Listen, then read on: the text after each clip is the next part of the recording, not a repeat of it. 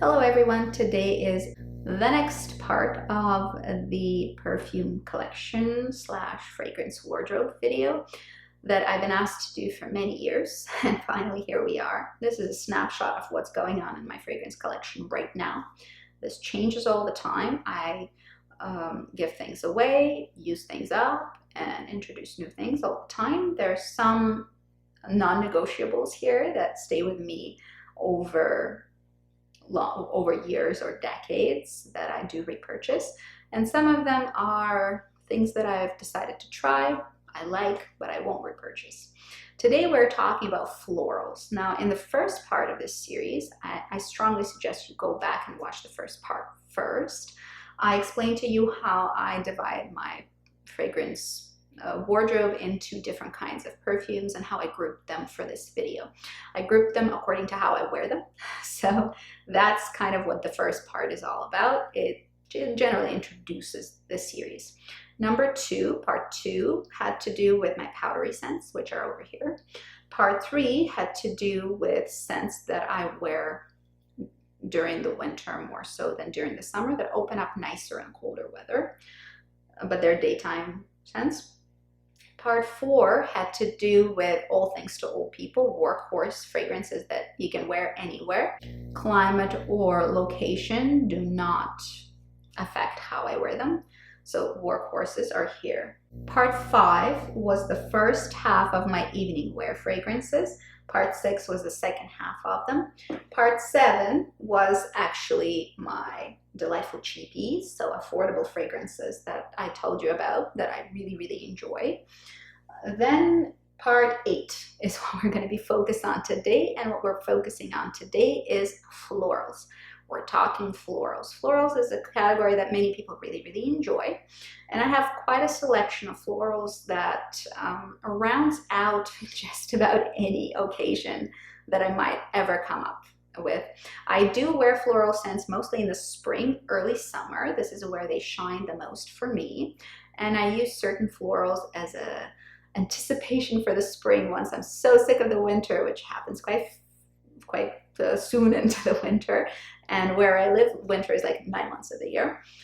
So spring is a very exciting prospect, and this is where I tend to focus on my florals. We are going to go back to front, and we're starting with Parfum d'été. I am prepared with blotters, so we're here for it. And we're going to start with Parfum d'été by Kenzo. This is a scent that I've worn since mid-2000s. I am a big fan of Kenzo in general, and I am interested in trying out more scents from them.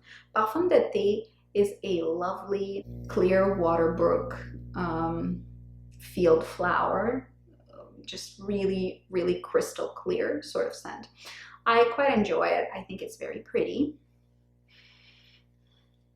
The florals sing to me a lot in this fragrance, and I respect it very much. Now, I haven't been wearing it a ton this year. I'm looking to see if it is a trend that will continue. I really enjoy it, but I also have a ton of florals. So we'll see if it pales out in comparison to others going forward next year. So it's going to be summer 2020 when I will make a decision on whether that is something that I'm going to keep around or not. Next, we have another slightly damp spring scent, and it's Carven Le Parfum by Carven. This one is a 50 ml bottle. I have definitely dented it. It is a sweet pea galore fragrance. If you love sweet pea, great. You will be delighted to know that this exists. It also will appeal to people who love the Burberry fragrance, what's the name of it, in a square bottle with a button looking thing for a cap. So I think if you like that one, the Burberry one, you will like this one. This is very much a sweet pea scent. It is slightly dampened. It is very floral, a little sweet, and a little in your face.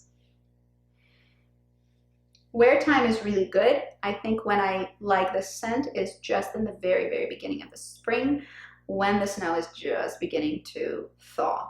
Well, for those of us who have snow. I don't know whether I would repurchase it. I really fell in love with it initially and I wore it quite a bit, but I've been having a problem wearing it recently, mostly because it's just a little cloying. If you are a fan of like really bright in your face florals, you might really like this.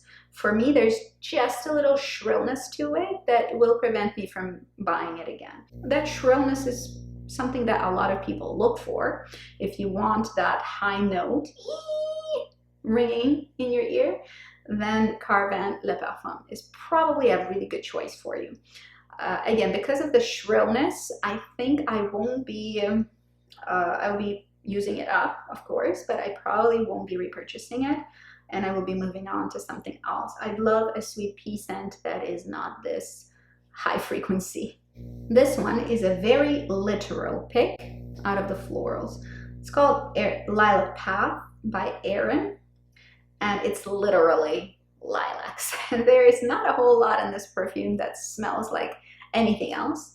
It's pretty well clear lilacs, and it does evoke that specific lilac blooming time of the year. It's very authentic. It's very clear about what it is and what it does. I really enjoy it. Again, I haven't owned it for that long. It's fairly new to my pile of fragrances. I'm not sure if it's going to end up a must-have forever and ever, but so far I've been super impressed by it, and I've really enjoyed it. A good solid Fleur, there's nothing like it. It's like immediate childhood memory trigger. Whenever you can get that pure solid Fleur that addresses that memory. And Lilac Path is it for many of us, because a lot of us as kids would have collected a bouquet of lilacs or put your face into that bush of lilacs. Now here is a scent that is shrill, but in a good way. This is Burberry Weekend, a fragrance that was, I believe, first released in the 90s, and I have owned it, not this particular bottle, but I've been wearing this fragrance for a really long time. This is happy, clean, bright flowers, much in the same way that Carven is, but a little bit less shrill, a little bit more wearable. Kind of sweet, easy, very much a spring to summer scent. Just marigold happiness. So out of the two, out of the Carven and the Burberry Weekend, I would definitely go with the Weekend. It's just easier to wear. I haven't been reaching for it as much as I was in the past, mostly because I've been discovering quite a few cool florals that I'm interested in wearing. But for me, it occupies the same space as Kenzo Parfum d'été, and it does a similar thing. The Parfum d'été is a little bit more waterbrook, and the Weekend is a little bit more flower bed. But I like both of them, and this probably will remain in my fragrance wardrobe indefinitely. So far, I haven't gotten sick of it. Next, we have a bit of a newcomer, and again, the same kind of thing. This is a fragrance that can be on the shrill side if over-applied, but if you don't over-apply it, it's a lovely, clean floral musk. Very drying your laundry out in the sun, and there's pollen everywhere, and then your sheets end up smelling like pollen. It's very clean, it's very bright, it's very luminous, it's effervescent. It does have the Narciso Rouge Musk DNA, but over it is like a general feeling of a pile of clean smelling field florals. Very pretty, and I do have some personal attachment to this scent, not because of this scent in particular, but because it reminds me tremendously the Barbie perfume that came with one of my Barbies that I was obsessed with when I was like maybe 5 years old or so. And this is basically that scent. It's incredible how the scent memory can just go like, oh, 5 years old Barbie fragrance, and identify it immediately and very precisely. So this one is great for me, but I don't see this one being a big win with a ton of people. See what you like, you know, maybe not a blind buy, but a very good pick if you love floral scents. Next is another Narciso Rodriguez for her flanker. This one is Fleur Musk. a very rosy, musky concoction. Musk is really stepping back. There is a creamy rose that emerges. It's a combination between creamy and fresh. I would probably wear it mid-spring to summer. It's an easygoing fragrance. I'm not sure that I would classify it as a must-have or something incredibly special. It's very identifiable as a Narciso Rodriguez musk because they all are very identifiable as that. I do like it a lot. There is another rose fragrance from Narciso Rodriguez that I'm going to show you now. And it is one from the Cube Narciso lineup. This is Narciso Rouge, the Rouge Eau de Parfum, not the Eau de Toilette. Eau de Toilette I also have, and I'll mention in a minute.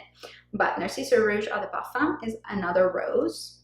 It's a little bit deeper. It's red rose, whereas in the previous Narciso Rodriguez for her, the Fleur Musc, that had a lot of also peony and those bright florals mixed in. Here we have more of a red velvety rose in the background of the Narciso Rodriguez musk. Again, I'm a fan of it, but if you don't like it, then you won't like anything from their offerings, because this musk is laced through the entire fragrance house. Like, there's nothing that doesn't have it, which is a plus for me. I really like that. Again, creamy background, maybe satin back. The picture that emerges is like satin background with a bright red, rich, velvety rose. There's a little bit of contrast play there. Just lovely. Really awesome. If I had to pick the Fleur Musc versus the Rouge, I'd probably go with Rouge. Here we have the Eau de Toilette version of the same fragrance. This is Narciso Eau de Toilette. This is Narciso Rouge Eau de Toilette. Both of them were 15 ml bottles. I do like this one as well. If the previous one was a rich velvety sensation, here we have Lily of the Valley that takes the front seat, and it's much more clean, a little bit bright. It's a much more clean version. It's brighter, it's lighter, it's higher pitched. It does still have that Narciso Rodriguez musk that we're talking about, but here it's elevated and is cleaner, maybe earlier in the spring. I would pull this one out. I like them both. They are different enough to own both, and both of them have fairly good wear time, which is the case with all of my Narcisos and Narciso Rodriguez for her fragrances. They're generally very long wearing. Here we have the last one out of the florals, and it's Serge Lutens La Religieuse. So Serge Lutens La Religieuse is a truly interesting experience. I am not so sure that the name suits the fragrance, because really for me it's a skin scent kind of floral. Now, the interesting part of this particular fragrance is the fact that it starts off as a skin scent. It starts off as this beautiful, sophisticated, is it not playing peekaboo with you kind of scent. That is reasonable. It has a reasonable wear time, but really not great. But this is a problem I tend to have with Serge Lutens fragrances, and I'm not the only one who does. Generally not the most long-wearing scents out there. Again, back to this particular one, the interesting thing is that it starts as a skin scent and develops into like jasmine. It's a very clear jasmine scent to me, and it first plays with you for a while, and then it blooms into this wave of jasmine. It's not overpowering whatsoever. It's all very close to skin, but there is this impression of the scent opening up its petals and just engulfing, embracing that jasmine spirit. It's very pretty. It does have a slight soapiness on the dry down. I like it. I'm not sure that it would be a repurchase for me, although I do like jasmine, and I mean, jasmine is in most perfumes. It's one of the notes that is most commonly found, and jasmine takes the front seat here. It's very pretty. Again, I don't think that would be a repurchase for me, but I do enjoy it and respect it. So these were my florals. Tell me, have you worn any of the ones that I have? If so, what were your impressions of those scents? Do you like florals? Are florals still a category that you gravitate towards? I find there's a very particular spot within the 4 seasons for florals, and I tend to stick to that. And which florals are your favorites? If you had to recommend somebody something from a very floral category, where would you go with it? What would you recommend? We have only a couple of categories left. The next category is going to be fresh scents. So anything that I would wear in the summer, anything that is refreshing. Not to say that none of the other ones I've spoken about are refreshing, but what is the most refreshing, the most summer-like, the most tickle your summer fancy kind of scents? I don't have a lot of tropical things going on right now, but I am interested in expanding on that. It's hard for me to find tropical scents that I am gaga over. So that's it for today. Have a good day. Good luck. Take care of yourself and others. Stay safe and enjoy your perfumes. Sometimes that's what makes my day. See you later. Bye-bye.